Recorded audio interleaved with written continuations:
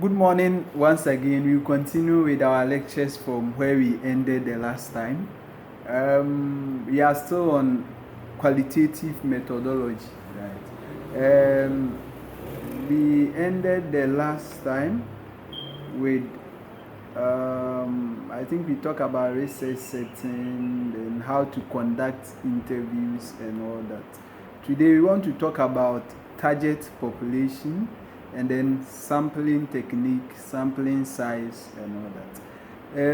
When we talk about a population, I want to make it simple, right? For example, if you want to conduct a study in Adenta municipality, Adenta is the whole population, right? So the whole population is all the people living in that community is the population we are talking about, right? So if you want to conduct a study in University of Ghana among students, right? So the whole population will be the students there, whether they are doing business, nursing, whatever, that is the whole population, right? If you want to conduct a study in Oak City Nursing School, right? So the student, if you want to conduct it among the student, then the whole student body will be the population, right? So that is you have to have a population, right? Or a target population. Okay. And then out of the population, you cannot get to every member in that population. So you have to sample some participants from that population, right? So if you want to conduct a study among nurses in Shai Osudoku District Hospital, the population is all nurses, right? But you have to get your sample size, right? Since you cannot get to every member of the group, right? So the sample is the number of participants that are selected out of the total or the target population, right? So we will look at how to get a sample size from that the total population or the whole population, how to sample the number of participants that you can use out of that population, right? But before that, let's look at inclusion criteria and then exclusion criteria, right? If you are conducting a research or you are writing your chapter 3, the research methodology, you have to talk about, or you have to write, you have to talk about your inclusion criteria and then your exclusion criteria. Let me make it simple for you. With the inclusion criteria, let's assume that you are a lady and then it's time for you to marry, right? But you have some specifications as to the kind of guy you want, right? So I want a guy who have a house, who have a car, who is rich, who is fair, who has a big tummy, and all that. So these are your criteria for selecting the person you want to be with, right? So in research, you also have to get a criteria for selecting your participants, right? So probably you say that your participants should be between the age of 16 and then 50, right? So it means that if you go to the field and then you get anybody who is below 16, he is not part of your criteria, so he cannot partake in that study.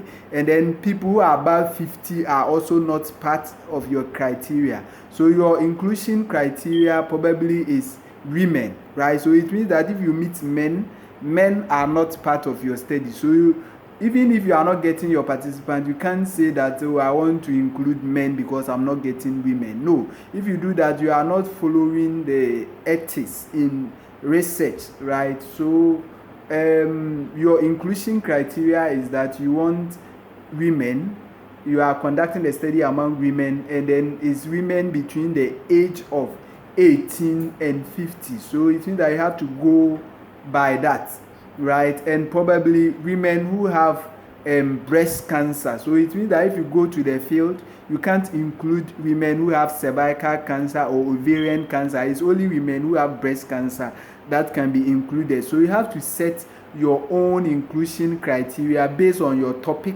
and based on your objectives, what you are looking for.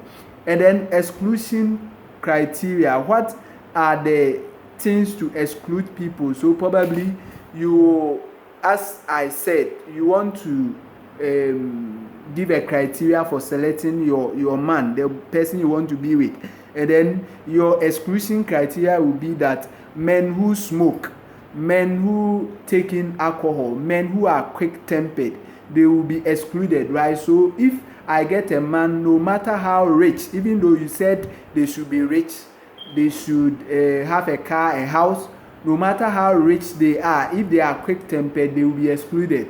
If they don't have, if they take in alcohol, they will be excluded. If they smoke, they will be excluded, right? So in your research, you should also have an exclusion criteria, right? A criteria for excluding participants from your study, right? So you can say that people who are not psychologically sound will be excluded. People who have hearing impairment, because even if they are within your inclusion criteria, they can't hear you to answer your questionnaire, right? If they are within your inclusion criteria, probably those who cannot read and write could be excluded from your study, or people who are not willing, right? Probably they are within the age of 18 and 50. They are women, they have breast cancer, but they are not willing, they don't want to participate in the study. You have to exclude them. So you have to set your own inclusion criteria and then exclusion criteria based on the topic, what you are looking for, and then your objectives. So I was talking about the sample size, right? So you have to know your population. As I've said, you have to know your sample out of the population, right? So if the population is Oyibi community, right, the sample can be women or men or children, or right, and then you have to get your sample size, right? So the sample size is how many people you are going to use for your study, right? So in qualitative research, sample size is based on what we term as data saturation, right? And then data saturation is done by conducting the interviews till you get to a point where you are not getting any new information, right? Or they are just repeating the information that you already have. That is when we say that your data is saturated. So at that point, you can stop conducting the interview. So I want to repeat it. Data saturation is where you conduct interviews till a point where no new information is given, right? So it means that, for example, you interview Rosemary, you interview Awua, you interview Linda, so you continue to interview if you are getting new information to a point where probably you get to Ajua. Ajua is saying what has been said already. Then you move to Ama, is the same old information. You can stop conducting the interview. So at that point, we say that your data saturation has been reached, right? So in qualitative, most of the time, qualitative studies, we use a few number of people as compared to quantitative studies. So some people, their data saturation will be reached at during the process of conducting the 10th interview. So some people will have 10 participants, 11 participants, 12 participants, 13 participants, 14, 15, 20, depending on when their data saturation will be reached, right? Yes, okay, so that is how with quantitative study, Mr. Valentine Akoli will talk about how to get your sample size. We have a formula, so you have to get the total population and then put it in a formula and then calculate to get your sample size. Mr. Valentine Akoli will talk about that. Let's look at maintaining methodological rigor, right, in qualitative studies. In quantitative studies, we term it as validity and then reliability, how you ensure that your study is valid and is reliable, right? Sir Valentine will talk about that. But I'm talking about ensuring validity or reliability in qualitative studies, right? So in qualitative studies, we don't term it as validity or reliability. We term it as methodological rigor, right? And what is it? It refers to Beck and Pollitt in 2010 define it as strategies to ensure the trustworthiness of your findings, right? So ensuring that your findings are trustworthy, right? Making people know that you didn't just sit in your room to conjure the findings, right? Or you didn't just answer the questionnaires yourself, but you really conducted a study, right? And then your findings are exactly what the participant gave. That is what we term as methodological rigor. Lincoln and then Guber in 1985 described rigor into 4 categories, right? Which are credibility, transferability, dependability, and then confirmability.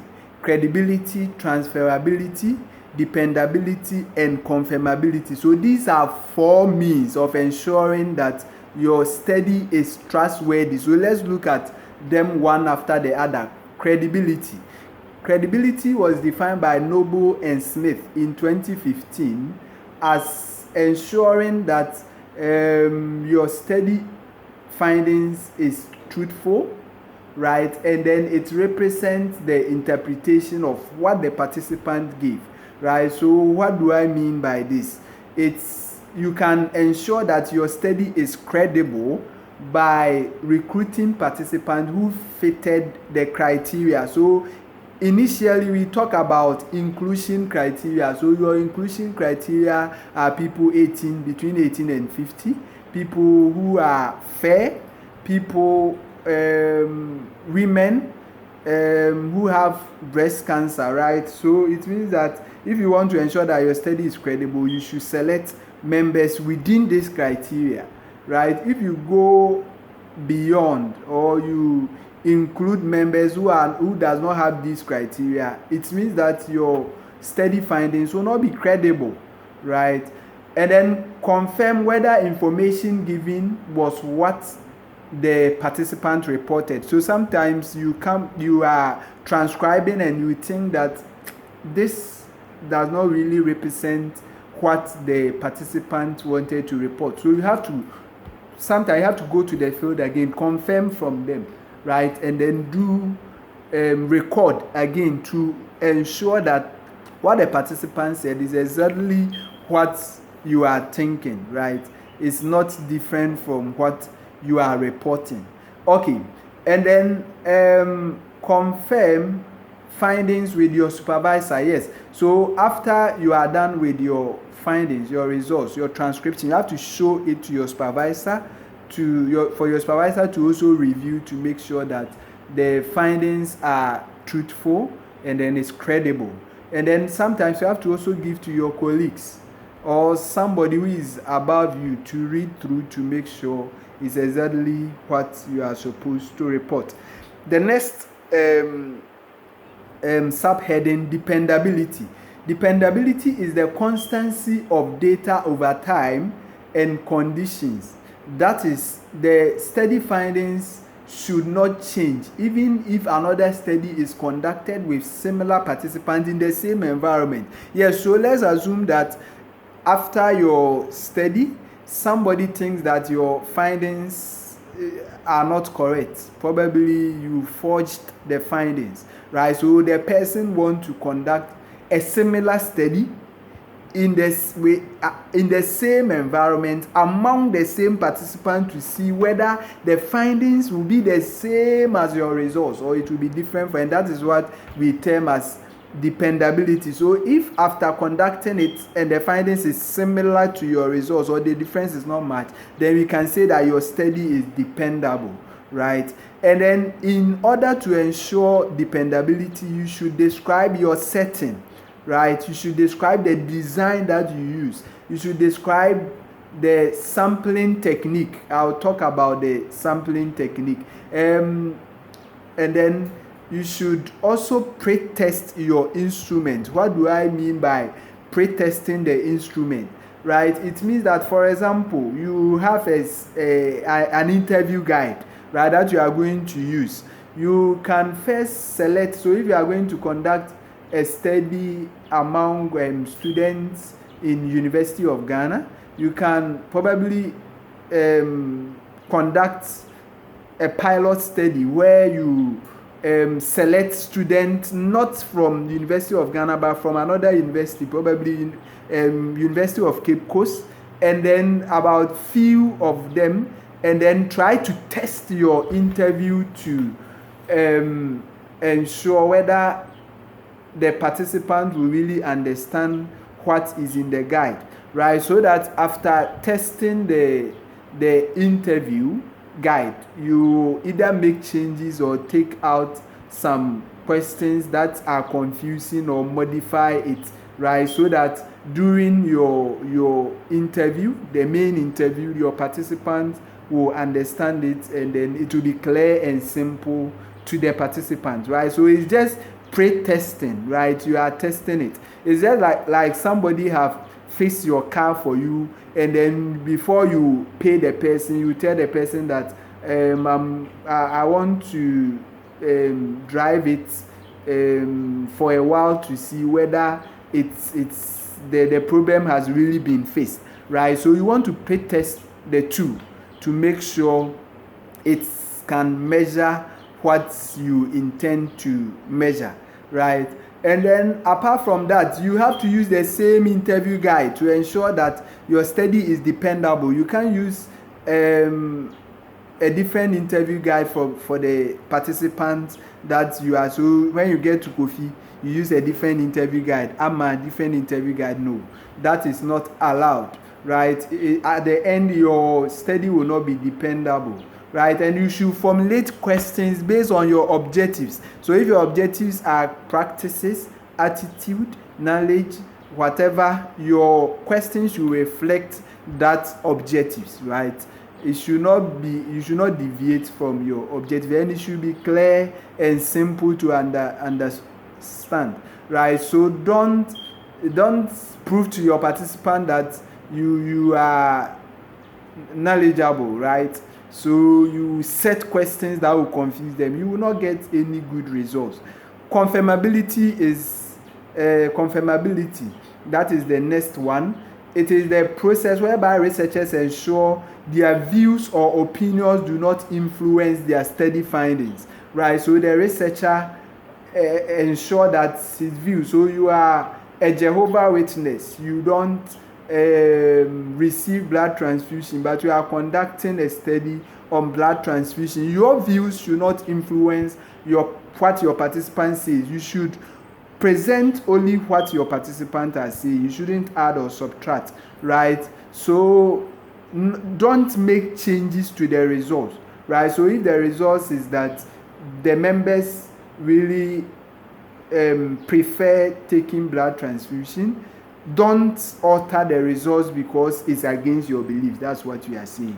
Then the last one, transferability, right? It represents the extent to which qualitative findings can be transferred to other settings or groups, right? So if somebody conducted a study in Zambia, right? So you want to conduct the same study in Ghana, right? So can it be possible? That is what we term as transferability, right? And it can only be possible if that person described the setting, the interview guide, the sampling technique that the person used, the tool that the person used, and all that, right? So when this is described, then you can follow the same process and conduct it in Ghana. And other researchers also argue that in order to ensure the transferability, you should use purposive sampling technique, right? Even though Mr. Valentine will talk about the various sampling techniques,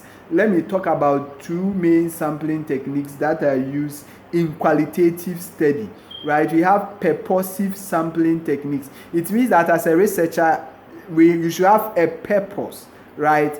Your purpose is that, for example, it's just like, as I said, the lady who doesn't know a guy to marry. So when any guy comes, she will accept the guy, right? But if you have a purpose that this is the guy I want, a guy with a vision, a guy who does not smoke, who does not take alcohol, a guy who is God-fearing, then this is the purpose that we are talking about. So if you are conducting a study, you should have a purpose, right? So you select participants based on the purpose that you have, or based on your objectives, or based on your inclusion criteria, and that is what we term as purposive sampling, right? In qualitative study, there's another technique that you can use, what we term as snowballing sampling, right? Snowballing is where you are conducting a study, the topic is very sensitive, like probably